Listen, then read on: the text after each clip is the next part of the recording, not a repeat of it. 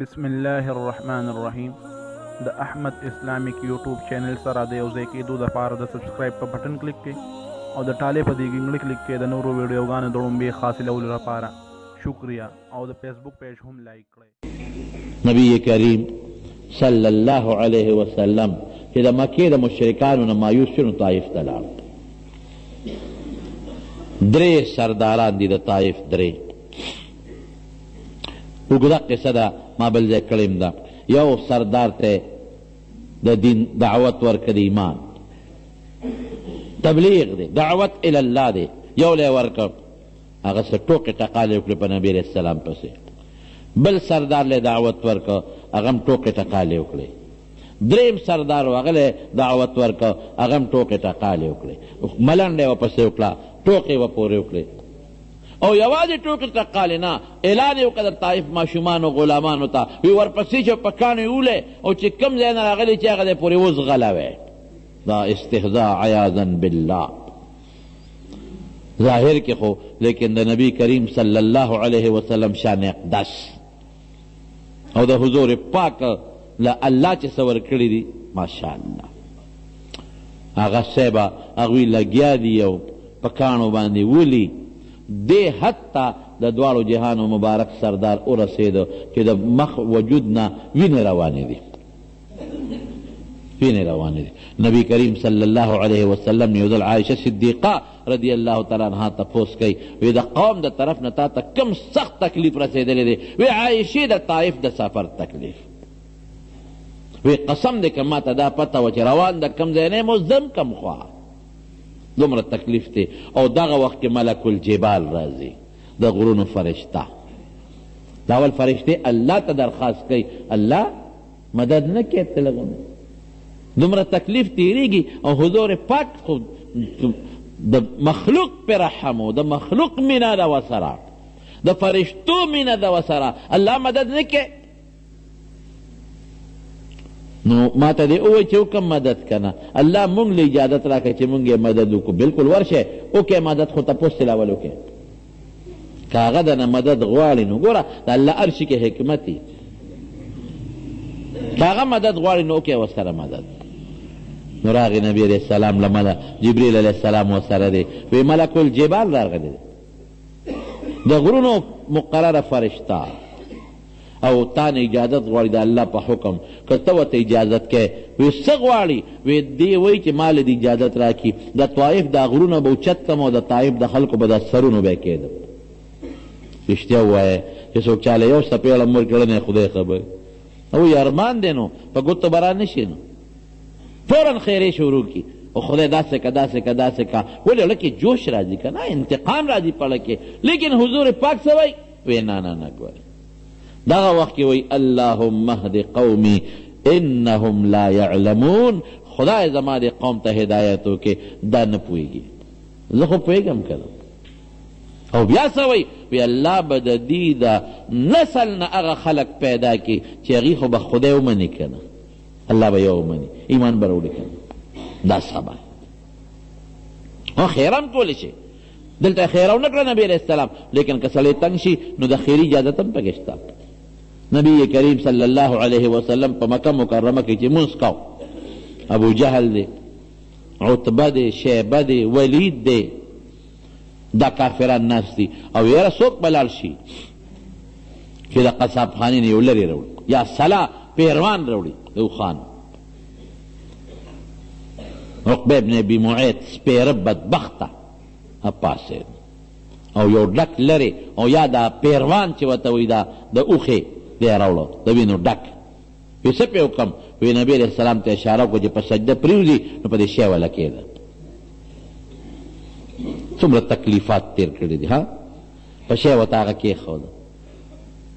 عبدالله ابن مسعود وایي ارمان نو ارمان وی هر څه مې کتل خو څه مې کولی نه شو ارمان که مې طاقت وینو. بی بی فاطمه رضی الله تعالی عنها چا خبر کړه ماشومې ته خو څوک غږ نه کوي په منډه راله هغه شعر ته د ملا مبارکې نه وغورځو. حضور پاک سر اوچت کړ اللهم علیک بقریش خدا دا قریش تباه کړي. اللهم علیک بابي جهل اللهم علیک بعتبة عليك بعتبة بن ربيعة و شیبة بن ربیعة خدای عتبه رونیسي خدای شیبه رونیسي خدای ولید رونیسي خیره وکړه خیره وکړه خیره ډیره موده پس تقریبا 10-12 کاله پس الله قبول هغه وخت شوه خو میدان ته اثر یې 10 کاله پس ښکاره شو بدر کې خدای ټول مردار کړل یو صحابي وی چې مې وکتل چې دا کم خلق دغه وخت کې علیه السلام پسې خنداګانې کړې وې او ملنډې او ټوکې ټقالې کړې وې یو مې ولید چې بدر کې مردار پراته وو خیر هم کولی شي خو ښه دا نه ده چې خیره وکړي ښه نه ده کولی شي جواز شته ښه دا ده چې مه کوه خیره الله ته پرېږده بدل خپل ته مه اخله الله ته پرېږده چې الله ته بدل ولي ستا به څه څپېړې د خدای له څپېړې نه مضبوطه څپېړه بله نشته خو صبر کوي الله که نه مظلوم نبی کریم صلی الله علیه وسلم فرمایی چې د مظلوم د خیرو نه او د فریاد نه د خدای په درباس کې تیز شی بل نشته او الله سوی وی لانصرنک ولو بعد حین وی مدد بده کوم که لږ ساعت پسی خیر دی پروا نشته خو مدد بده کوم نو صبر کوه خیره کولی شي جواز شته مه کوه خیره نو روایتو کې دا دي ښه دی ښه دا نه چې وکې مه کوه خیره نبی علیہ السلام یو میاشت بیر معونه کې 80 کسان مسلمانان قاریان شهیدان شوي یو میاشت خیر یې ورته کړي دي او بیا الله حکم راوډېږه مه کوه احد کې خیره وکړه الله حکم راوډېږه مه کوه خیره صبر کوه زیاتې د سره څوک وکړي او دله څوک مسلمان جوړه کوي دا مه وایه زه به دله ځم دا موږ ډېر خلکو کې دا شی راشي جګړه جوړه شي کنزل جوړ شي څوک سپېړه جوړه شي خیر دی هېڅ خبره نشته نبی کریم صلی الله علیه وسلم فرمای وی 3 چیزونه دي په قسم خورم قسم په ترمذی شریف کې حدیث دی یو دا چې سوال څوک کوي نو په سوال به مال نه زیاتی کېږي زه قسم خورم حضور پاک فرمای چې سوال سره مال به نه زیاتی کېږي خلقو سوال دی لکه چې مال زیات کم نه به زیاتېږي او دریم څه شی دی په صدقه به مال نه کمیږي وی زه په قسم خورم حضور پاک فرمای زما دی قسم می چې په صدقه مال نه کمیږي پیر به صدقات خدای زیاتوي او دریم څه شی دی چې زه پې قسم خورم چې یو مسلمان هغه خپل ځان عاجزه کړي او بل مسلمان له ورغې چې لکه غلطي شوې ده ما معاف کړه یاره غلطي ما نه شوې ده تا نه خو زه تا له رالم نو بعضې سړي وي ښه دله به ورځم زما به عزت کم شي نبی علیہ السلام سوی وی زما دی د خدای په ذات قسم خورم چې دې سړي له به خدای عزت زیاتوي عزت خدا الله په لاس کې دقه دی جګړه دې نه جوړه شي ښه ده به دله ورځم زه به درته ویم چې ما معاف کړم زه به درته ویم چې دا ګناه مې نه ده کړې اوهو ولې په حدیث عمل ولې نه کوې مسلمان خو دې په حدیث عمل وکړي ورشه والا خیر دی بیا دی نه خفی کړه تا ته ستا متعلق به هغه ته څه شی رسېدلي که نه نو په دې به خفی که نه نو ورشه ولې څه چل کېږي حضور پاک و عزت ته خدای لاس کې دی قسم خورم چې دله به خدای عزت ورکړي نو زما وروڼو صبر دا بهترینه توښه ده خو کوم وخت کې چې مصیبت راشي یو صحابي د نبی علیہ السلام په مخ کې سوال کوم نو یا الله ما له صبر راکې وي ما له صبر راکې حضور پاک وی داسې مه وایه مصیبت ته یې غوښته ځکه صبر خو الګ کېږي چې مصیبت راشي نو چې ته د اوس نه ورته سوال کوې مصیبت نه دی راغلی او خدای ما له صبر راکې صبر راکې دا مطلب شو چې مصیبت راولې چې زه پرې صبر وکړم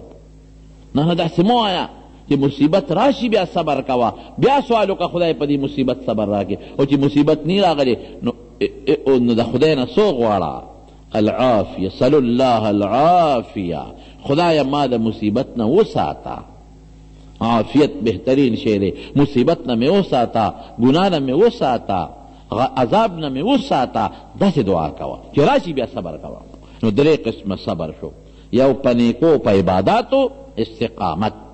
دویم د ګناه نه لږ ټینګول دام صبر دی او دریم قسم صبر دا د مصیبت او تکلیف په وخت کې یو مقام کې نبی کریم صلی الله علیه وسلم له یو سړی راغی حضور پاک د غنیمت مال ویشه د خپل حکمت مطابق سړی ورته څه وایي بما عدلته انصاف دې ونه کوئ چې په پیغمبر علیه السلام څوک د بې انصافۍ الزام ولګوي نو دا مسلمان نشي کېدی ځکه منافقین هم دغه زمانه کې ډېر زیات او څه بد یې ردې ووې نو نبي علیہ السلام یو صحابي راغی وی صاحب دې فلان کې خو ډېر بد رد ووې نو حضور پاک مخ مبارک سور شو بیا څه وایي